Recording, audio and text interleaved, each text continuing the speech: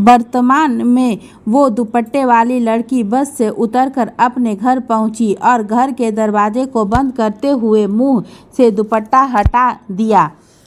अंदर कदम रखा ही था कि एक औरत के चिल्लाने की आवाज़ आई।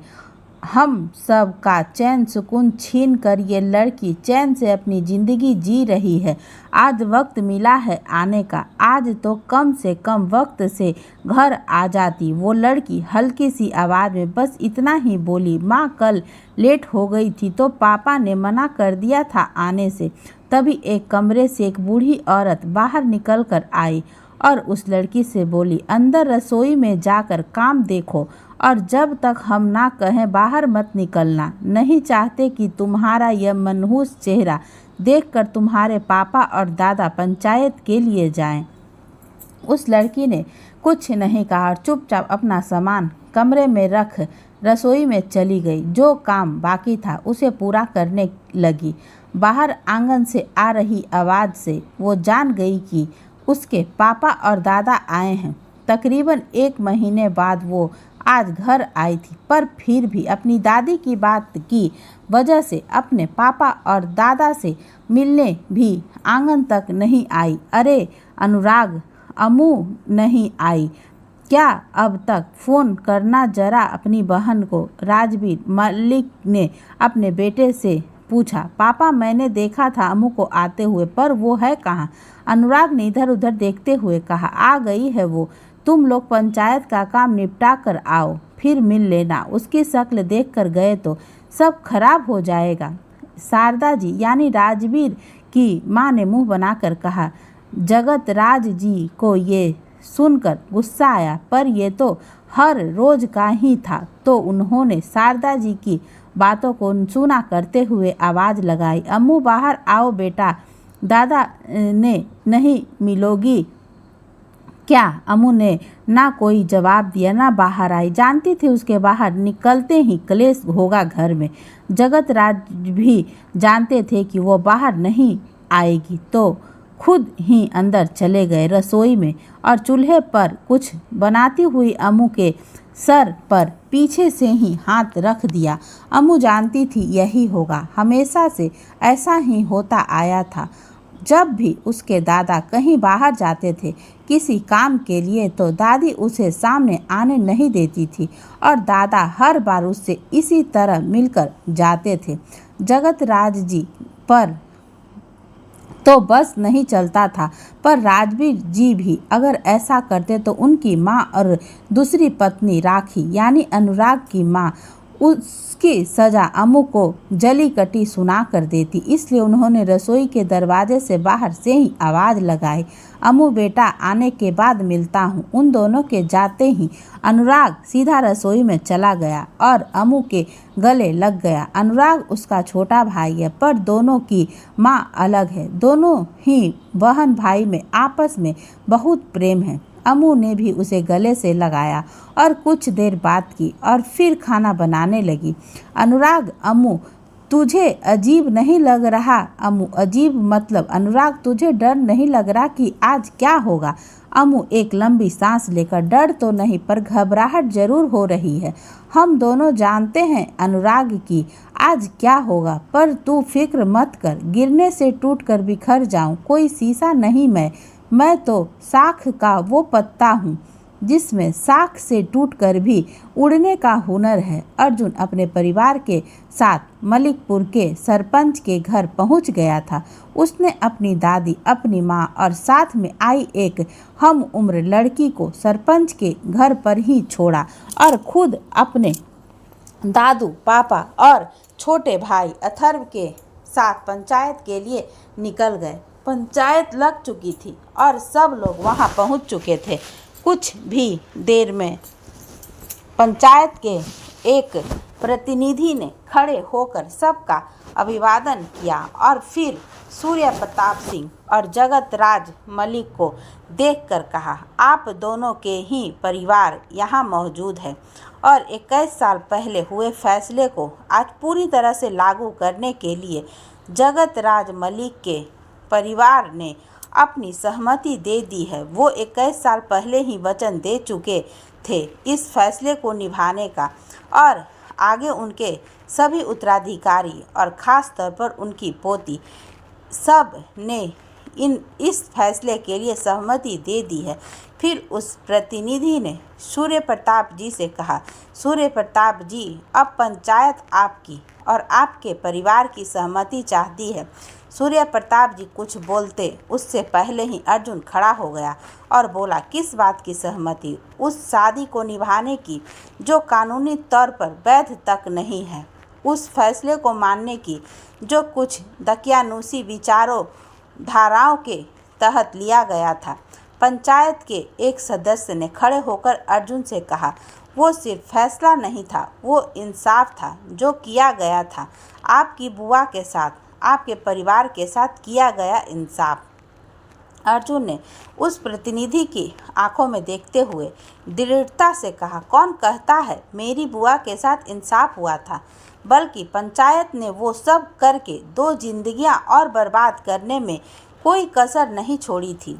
सब अवाक से खड़े अर्जुन को देख रहे थे, जिसके चेहरे पर डर और सिकन का भाव तक नहीं था, बस था तो गुस्सा और अपनी बात मनवाने का जुनून।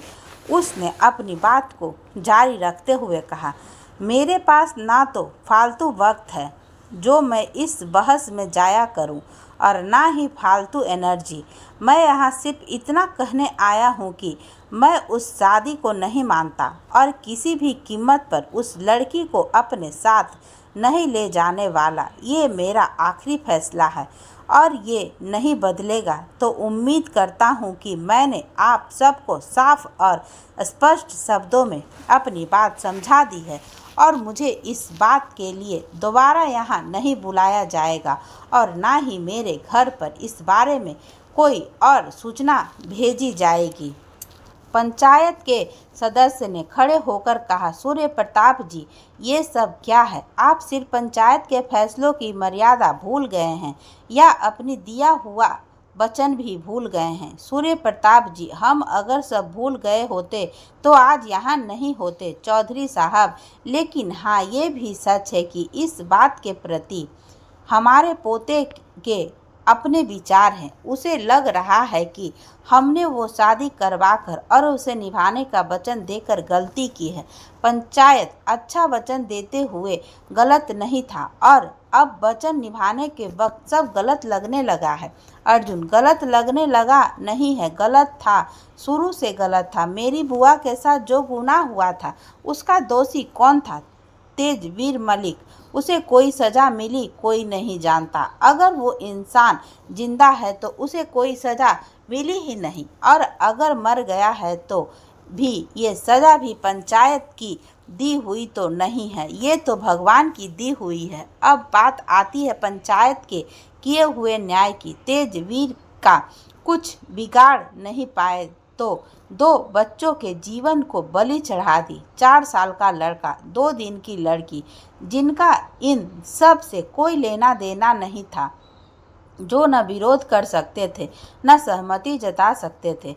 मेरी और उस लड़की की शादी से मेरी बुआ का क्या फ़ायदा हुआ या तेजवीर का क्या नुकसान हुआ? इसमें इंसाफ जैसा क्या था? पंचायत, उसकी बात कुछ हद तक सही है।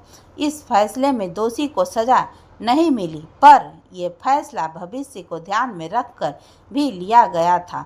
आप दोनों के परिवारों में रंजिश ना पनप उठे, इसलिए दोनों परिवारों को एक रिश्ते में बांध दिया गया था ताकि आपसी रंजिश में किसी का नुकसान न हो। दूसरा मुख्य कारण ये भी था कि तेजवीर के किए की सज़ा अगर उसके परिवार को ना मिलती तो इससे समाज में इस तरह के हादसों को बढ़ावा मिलता और किसी को सज़ा का डर नहीं रहता।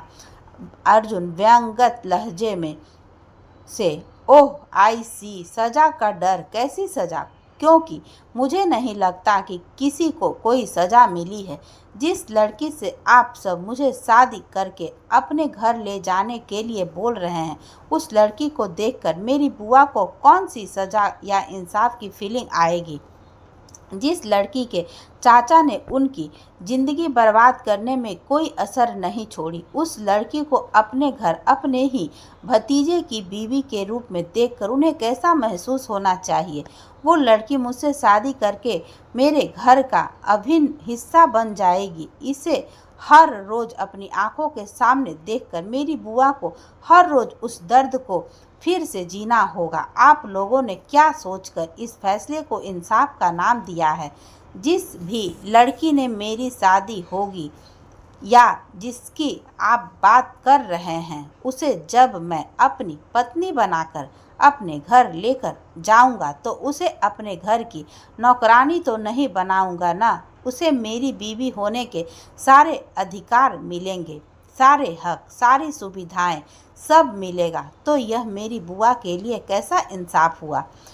मुझे जिस परिवार को बर्बाद कर देना चाहिए था, उस परिवार की लड़की को मैं अपने घर की बहू बनाकर उसे सारे अधिकार, हक, सुविधा और खुशियां सब दे दूं? या आप लोग चाहते हैं कि मैं उसे अपनी बीवी बनाकर अपने घर ले जाऊं और वहां ले जाकर उसे टॉर्चर करूं? मुझे तो यह इंसाफ कुछ समझ में नहीं आया सर। आप थोड़ा समझा दीजिए कि यह क्या किया था आप लोगों ने। पंचायत से एक प्रतिनिधि, बेटा, जिस चीज पर तुम सवाल उठा रहे हो वो तुम्हारे पापा और तुम्हारे दादा की सहमति से हुआ था और उन्होंने वादा किया था इस रिश्ते को निभाने का। अर्जुन उस प्रतिनिधि की तरफ देखकर बोला, आपका कहना अपनी जगह सही है और इस बात का जवाब मैं अपने बाप दादा से उस दिन से मांग रहा हूँ जब से मुझे ये सब पता चला है। मुझे नहीं पता उस वक्त उन्होंने पंचायत के दबाव में यह फैसला स्वीकार किया था या इतनी बड़ी गलती उन दोनों ने खुद की थी। पर जो भी हुआ हो, चाहे ये फैसला उस वक्त जिस भी हालत में लिया गया हो, पर मैं इसे मानने के लिए बाध्य हूँ और ना ही इसे मानना वाला हूँ। पंचायत, सूर्य प्रताप जी वो लड़की आपके खानदान की बहू है। इसके बहुत से साक्षी यहाँ मौजूद है, जिसमें आप और अजय प्रताप भी हैं। आप लोग पहले हाँ करके अब कैसे मुकर सकते हैं? शादी तो हुई है ना। अगर आपका पोता नहीं मानेगा तो हम उस लड़की को क्या जवाब देंगे? सूर्य प्रताप जी कुछ बोलते उससे पहले ही अर्जुन बोल पड़ा, दादू, अगर आप उसे अपनी बहू समझकर घर ले जाना चाहते हैं तो मैं आप भी आपको साफ साफ कह रहा हूँ कि मैं उसे अपनी पत्नी का दर्जा कभी नहीं दूंगा।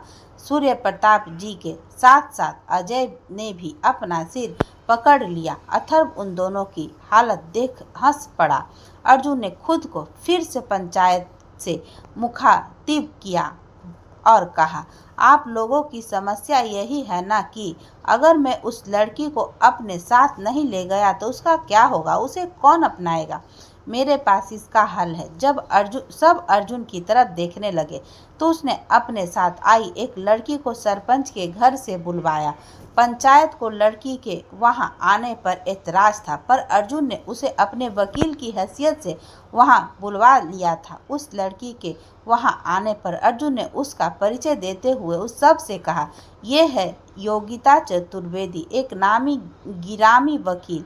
मैंने इनके साथ अपने केस पर विचार किया तो इनका कहना है कि अदालत हमें तलाक मंजूर कर सकती है। तो मैं चाहता हूं कि वो लड़की इन कुछ कागजातों पर साइन कर दे और मैं तलाक के लिए कार्रवाई शुरू करवा देता हूं। तलाक के बदले अगर उसे कुछ एलुमनी यानी अपने जीवन गुजारने के लिए कुछ पैसे चाहिए तो मैं उस पर भी विचार कर सकता हूं। इसमें इस पंचायत की बात भी रह जाएगी और हम दोनों भी इस रिश्ते से आज़ाद होकर अपनी जिंदगी जी सकेंगे। सब लोग हैरानी से अर्जुन की ओर देख रहे थे। किसी को समझ नहीं आ रहा था कि अर्जुन ये सब क्या कर रहा है। पंचायत के फैसले को इस तरह चुनौती देना, उस फैसले को ना मानना और उस फैसले में अपने हिसाब से बदलाव करना ये कोई आसान और नियमित काम नहीं था, पर अर्जुन प्रताप सिंह को आसान काम करना पसंद भी नहीं। पंचायत के एक सदस्य इस सदमे से बाहर आए और अर्जुन से बोले, अर्जुन जी, आप एक बहुत ही अच्छे बिजनेसमैन हैं, इसमें कोई शक नहीं है, पर आप जीवन के सारे फैसले बिजनेस डील की तरह नहीं ले सकते। ये फैसला पूरे समाज की भलाई के लिए लिया गया था, सब कुछ ध्यान में रख कर लिया गया था। इस फैसले को ठुकराकर आप पंचायत का अपमान कर रहे हैं और इसके एवज में आके परिवार का हुक्का पानी भी पंचायत बंद कर सकती है।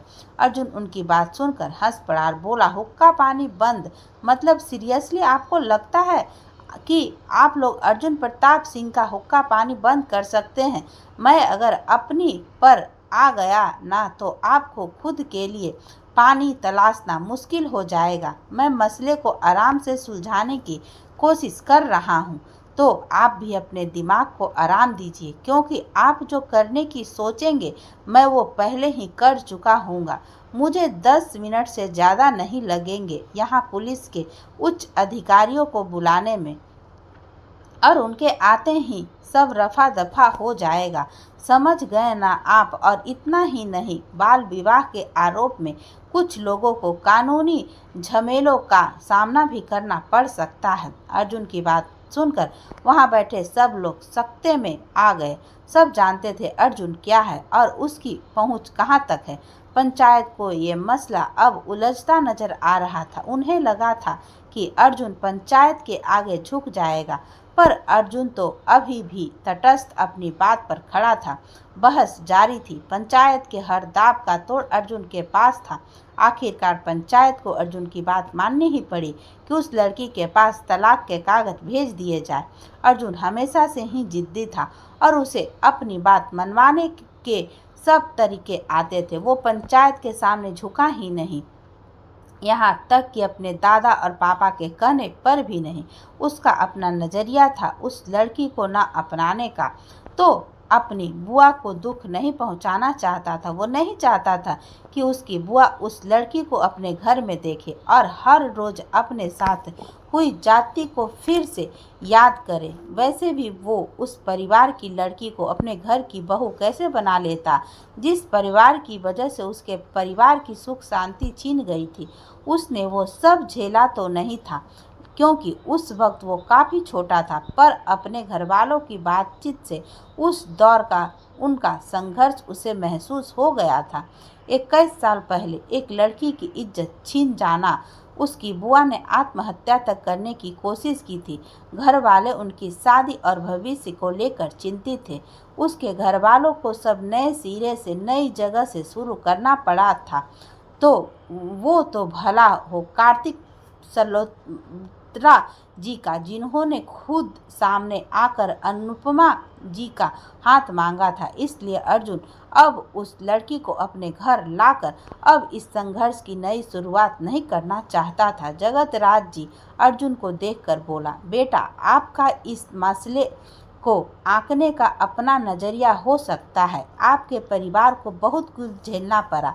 जिस तरह इन सब में आपकी कोई गलती नहीं थी, उसी तरह इन सब में हमारी पोती की भी कोई गलती नहीं थी। आप इस शादी को नकार देंगे तो मेरी पोती की जिंदगी बर्बाद हो जाएगी। अर्जुन को ये सुनकर हल्का सा गुस्सा आने लगा था, पर जगत राज जी की उम्र का लिहाज कर उसने अपने लहजे को थोड़ा नरम किया और बोला, आपकी पोती की गलती बस इतनी है कि वो तेज वीर के घर के बेटी है। इतनी गलती काफ़ी है उसकी ज़िंदगी बर्बाद होने के लिए। वैसे मुझे तो ये समझ नहीं आ रहा कि वो इस शादी को निभाने के लिए कैसे तैयार है। वो भी तो मुझे जानती नहीं है। कहीं ऐसा तो नहीं कि वो मेरे साथ नहीं बल्कि the famous business tycoon Arjun Singh के साथ शादी निभाने को तैयार है। हाँ, इतना अमीर और स्मार्ट लड़का उसे वैसे तो कहीं नहीं मिलता, तो ये मौका क्यों हाथ से जाने दे। राजवीर जी ने अपनी बेटी के बारे में ऐसी बातें सुनकर अपनी आंखें खुद से भींच ली। वो दुखी होते हुए बोले, मेरी बेटी के बारे में ऐसा बोलना आपको शोभा नहीं देता। वो बस अपने बड़ों के किए एक वादे को निभा रही है।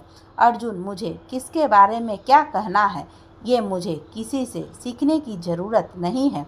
और रही बात आपकी बेटी की, तो ये अब मुझे अच्छे से समझ आ गया है कि वो किसी वादे के तहत नहीं बल्कि मेरे नाम के इस शादी को निभाना चाहती है।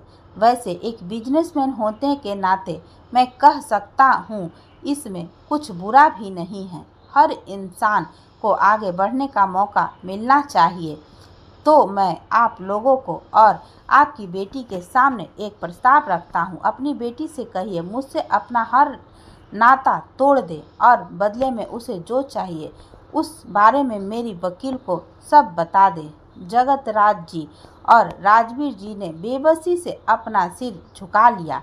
बाकी पंचायत के पास भी अब कहने को कुछ ज़्यादा नहीं था। अर्जुन का दिमाग उसके मन का हाल भाप चुका था और उसने जगतराज जी से कहा, योगिता आपकी पोती को सब समझा देगी। अगर वो थोड़ी सी भी पढ़ी लिखी होगी तो समझने में कोई खास मुश्किल नहीं होगी। मैं खुद ये सब आपकी पोती से बात करके क्लियर करना चाहता था, पर इतना जान गया हूँ कि मेरी बातें सुनने के बाद आप लोगों में से कोई मुझे उनसे मिलने की इजाज़त नहीं देगा।